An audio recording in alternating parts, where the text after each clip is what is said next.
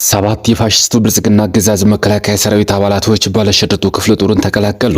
የአፋብኃ ምኒልክ ዕዝ አህዶችና ከአፋድ የተለያዩ አህዶች በጥምረት የወረዳ ከተሞችን ጨምሮ የፋሽስቱ አገዛዝ የጦር ተሽከርካሪዎችን፣ በርካታ ተተኳሽ የቡድንና የነፍስ ወከፍ መሳሪያ እንዲሁም በርካታ ዙፋን ጠባቂ ሰራዊቶችን በማድረግ ታላቅ ድል መጎናጸፋቸው ተሰምቷል። ትግላችን ትውልዱን በሙሉ አርበኛ ማድረግ ነው። አርበኛ ዳሞት አለኝ የአፋብኃ ምዕራብ አማራ ቀጠና ቴዎድሮስ ዕዝ 206ኛ ኮር ሰብሳቢ። ቀደም ሲል በደጋ ዳሞት በቅርብ ጊዜ ደግሞ ቢቡኝ በሞጣና በሌሎችም አካባቢዎች እየተዘዋወረች ንጹሃን ስጨፍጭፍ ስትዘርፍና ስትደፍር የነበረችው 25ኛ ክፍለ ጦር ሰሞኑን ስናን ላይ በተደረገባት ልዩ ኦፕሬሽን ከጥላት ክፍለ ጦሮች ዝርዝር ወጣለች። ቬኔዙዌላ ለአሜሪካ እስከ 50 ሚሊዮን በርሜል ድፍድፍ ነዳጅ ታስረክበኛለች። ትራምፕ እስከ መጨረሻው ድረስ አብራችሁ ተቆዩ። እነዚህና ሌሎች ያልተሰሙ መረጃዎችን በዝርዝር እናስደምጣችኋለን። የሚዲያችን ተደራሽነት እንዲበዛ ቪዲዮ ላይክ፣ ቻናሉ ሰብስክራይብ እና ሼር እንዲሁም ኮሜንት መስጫ ሳጥን ድል ለአማራ ፋኖ የሚል አስተያየት እያስቀምጣችሁ አብራችሁን ሁኑ።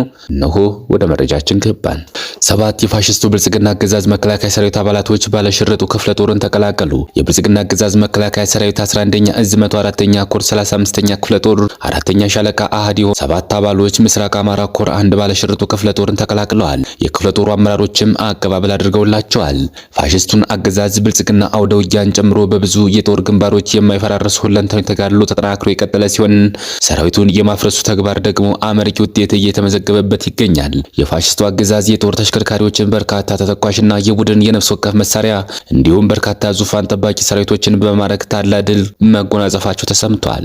አፋብኃ ምኒልክ ዕዝ በሶስት ኮሮች ማለትም ንጉስ ሚካኤል አሊ ኮር፣ ልጅ ኢያሱ ኮር እና የደጋው መብረቅ ኮር እንዲሁም የዕዙ ልዩ ዘመቻ አህዶች በሆነችው በላጎ ተወርዋሪ ሻለቃና ከአፋድ የተለያዩ አህዶች በጥምረት ደቡብና ምዕራብ ወሎ ቤተ አማራ ቀጠናዎች ላይ ታህሳስ 28 2018 ዓ.ም ማለዳ ጀምሮ በተመሳሳይ ሰዓት በተጀመረው ማጥቃት በርካታ ወታደራዊ፣ ፖለቲካዊና ዲፕሎማሲያዊ ድሎች ተጎናጽፈዋል። በአፋብኃ ምኒልክ ዕዝ አህዶችና አፋድ የተለያዩ አህዶች ጥምረት ነጻ የወጡ የቤተ አማራ የወረዳና ታዳጊ ከተሞች ጃማ፣ ከለላና ልጓም እንዲሁም ደብረ ዘይት ከተሞች በአፋድ አህዶችና አፋድ ንጉስ ሚካኤል ኮር ጥምረት ለገሂዳ፣ ገነቴና ሳይንት ደንሳ ከተማ ንጉስ ሚካኤል አሊ ኮር፣ ተንታ፣ አጅባር፣ ልጅ ኢያሱ ኮር እና የደጋው መብረቅ ኮር እንዲሁም ልዩ ዘመቻ በላጎ ሻለቃ።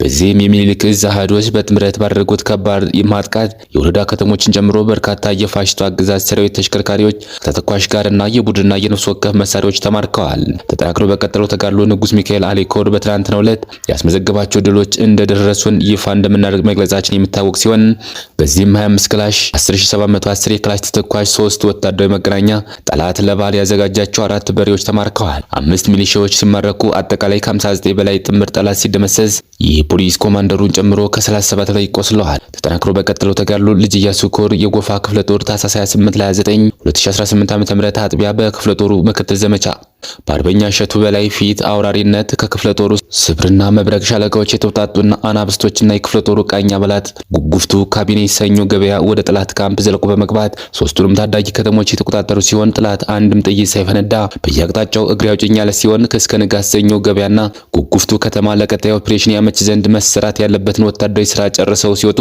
ካቤ ከተማ አሁንም በአናብስቶቹ የጎፋ ክፍለ ጦር ቁጥጥር ስር ትገኛለች። ትግላችን ትውልዱን በሙሉ አርበኛ ማድረግ ነው። አርበኛ ዳሞት አለኝ። እንኳን ለ2018 ዓ.ም ለጌታችን ለመድኃኒታችን ኢየሱስ ክርስቶስ የልደት በዓል አደረሳችሁ አደረሰን እያልን የገናን በዓል ስናከብር ኢየሱስ ክርስቶስ በዕለተ ዓርብ በመከራ መስቀሉ ተሰቅሎ 5500 ዓመት የሰው ልጆችን ሁሉ የዕዳ ደብዳቤ በቤዛነቱና በመስዋዕትነቱ ለመቅደድ በቤተ መንግስት ይወለዳል ተብሎ ሲጠበቅ በከብት ጉሮኖ ተወልዶ ዓለምን እንዳስደነቀ ሁሉ የዘመናችን የዕለተ ዓርብ የመስዋዕት በጎች ለመሆን በመቁረጥና በመቁረብ ዓለም የምቾትና የድሎት ስፍራዎች ብሎ ከየበየናቸው ቦታዎች ከመገኘት ይልቅ የህልውና አደጋ ለገጠመው ህዝባችን መስዋዕት ለመሆን የስቃይ የእንግልትና የመከራ ቦታዎችን በመምረጥና በመጋፈጥ ሊሆን ይገባል። አርበኛ የሚለው ቃል ጥሬ ትርጉም ዓርብ የተገኘ ሲሆን በዕለተ ዓርብም ራሱ ለሌሎች ምቾት፣ ድሎት፣ ፍላጎት፣ ህይወትና ህልውና አሳልፎ ለመስጠት ሲል የመከራ ቀንበርን በፍቃድ የመሸከም ነውና እኛም የአዲሱ ትውልድ የአማራ ህዝብ ወኪሎች የገናን በዓል ስናከብር ከቻልን ትውልዱን ሁሉ አርበኛ ለማድረግ በመስራት ሲሆን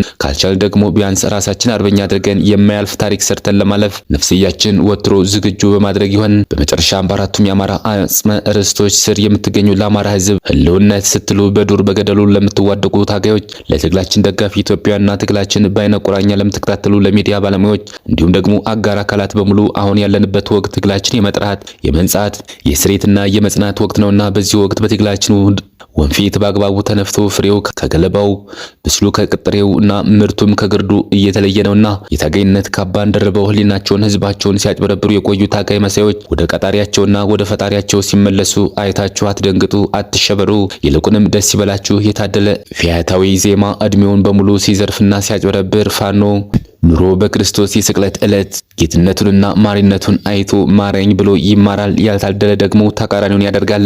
ቬንዙዌላ ለአሜሪካ እስከ 50 ሚሊዮን በርሜል ድፍድፍ ነዳጅ ታስረክባለች። ትራምፕ ዩናይትድ ስቴትስ ከቬንዙዌላ ነዳጅ ጋር ግንኙነት ያለው የሩሲያ ባንዲራን ያነገበ የነዳጅ ጫኝ መርከብ በአትላንቲክ ውቅያኖስ ላይ መያዟን አስታወቀች። የአሜሪካ ጦር ከቬንዙዌላ ጋር የተያዘ ሌላ የካሪቢያን ባህር ጫኝ መርከብንም በቁጥጥር ስር አውሏል። በሌላ በኩል ትራምፕ የቬንዙዌላ ጊዜያዊ አስተዳደር እስከ 50 ሚሊዮን በርሜል ድፍድፍ ነዳጅ ለአሜሪካ እንደሚያስረክብ አስታውቀዋል። ይህም እንዲፈጸም አስፈላጊውን ጫና ሁሉ ይደረጋል ሲሉ ተደምጠዋል።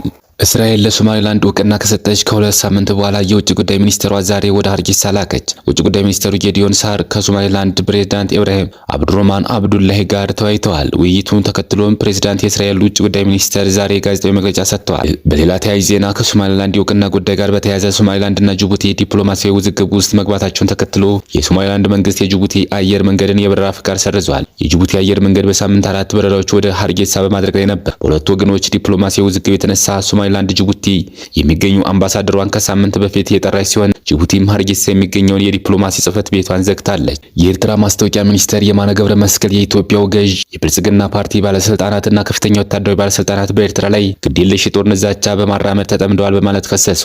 የማነ ገዢው ፓርቲ በተቀነባበረ ካርታ የኤርትራን ሉዓላዊ የባህር ዳርቻ አካባቢዎች የኢትዮጵያ ግዛት አካል ያደረገ ካርታ በማሳየትና ለውጭ አካላት ከባህር በር አንጻር የኢትዮጵያ ተጎጂ እንደሆነች አድርጎ የማቅረብ አካሄድ በመከተል ላይ ነው በማለት ወንጅለዋል። ይህ የብልጽግና ፓርቲ ድርጊት ትኩረት የመሳቢያና የጠብጫሪነት ድርጊት ነው በማለት በጭምር የማነ ከሰዋል። የማነ ይህንን ክስ ያሰሙት እሁድ ዕለት በአንድ የኢትዮጵያ የምልምል ሰራዊት አባላት ምረቃ ላይ የጦር ሰራዊቱ ከፍተኛ መኮንኖች አሰብና አካባቢዋን ያካለለ የኢትዮጵያ ካርታ ይዞ መታየታቸውን ተከትሎ ነው። ክቡራትና ክቡራን የቻናላችን ቤተሰቦች ለሰዓቱ ያዘጋጅናቸው መረጃዎች እነዚህ መስሎ ነበር። በሌላ የመረጃ ሰዓታችን እስክንገናኝ ድረስ የዩቲዩብ ቻናላችን ሰብስክራይብ፣ ሼር እንደዚሁም ላይክ እያደረጋችሁ ጠብቁን። ቸር ያገናኘን። መልካም ቆይታ